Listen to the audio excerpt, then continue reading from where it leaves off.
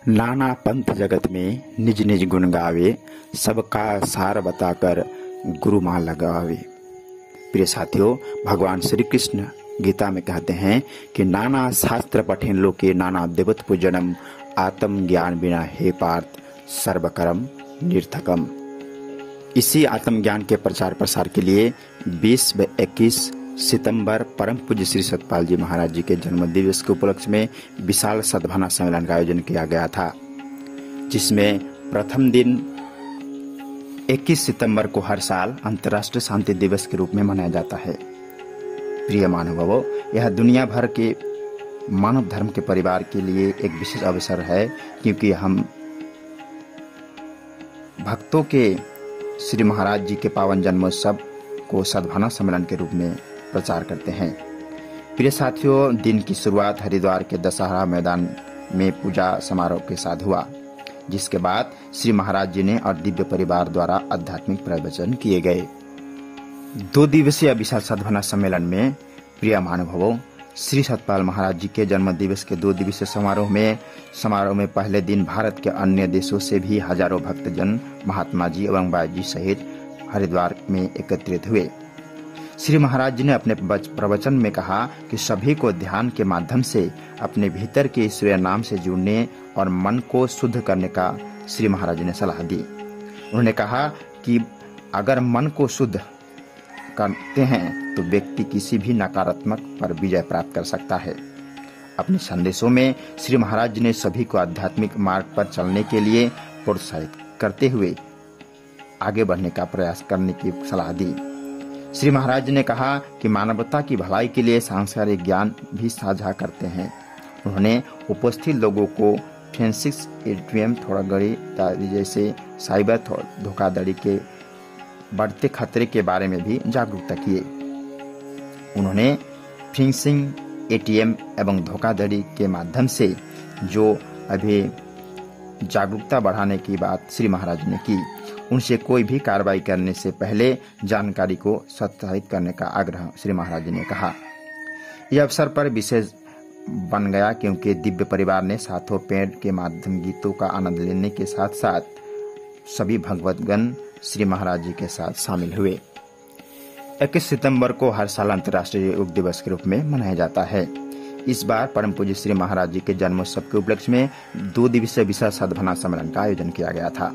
दिन की शुरुआत हरिद्वार के दशहरा मैदान में पूजा समारोह के साथ पूर्ण हुई, जिसके बाद श्री महाराज जी और दिव्य परिवार द्वारा आध्यात्मिक प्रवचन किए गए। श्री महाराज जी ने अपने संबोधन में सभी को काम, क्रोध, लोभ, वासना से ऊपर उठकर परम आनंद की प्राप्ति के लिए अध्यात्म ज्ञान की चर्चा की सलाह दी। माता श्री अमृता जी ने बताया कि किस तरह से हम गुरु महाराज जी अपने माता पिता के द्वारा दिए गए नाम को सही रखा और सत्य के मार्ग पर चलते हुए सभी को लाभ पहुंचाया। उन्होंने बताया कि बेहतर जीवन और बेहतर समाज के लिए श्री महाराज जी ने दिखाए हुए मार्ग पर चलने की सभी को सलाह दी।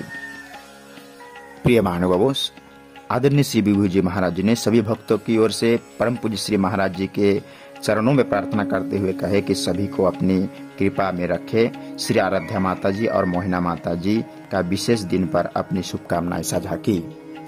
प्रिय साथियों, जितने भी महापुरुष धराधाम पर आए हैं, उन्होंने मानव को एक ही संदेश दिया कि मानव से प्रेम करे और अपने जीवन का उत्थान करे।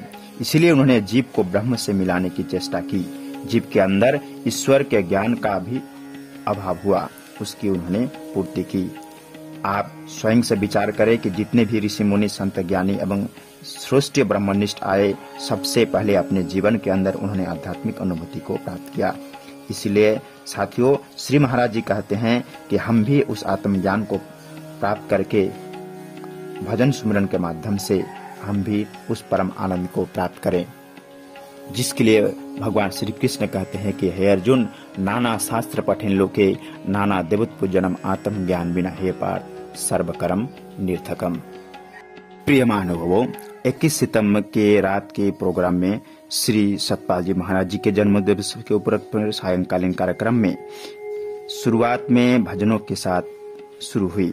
बाद में महात्मा हरिसंतोषानंद जी सत्संग में कहा, उन्होंने श्री महाराज जी के जीवन के असाधारण प्रसंगों को साझा किए।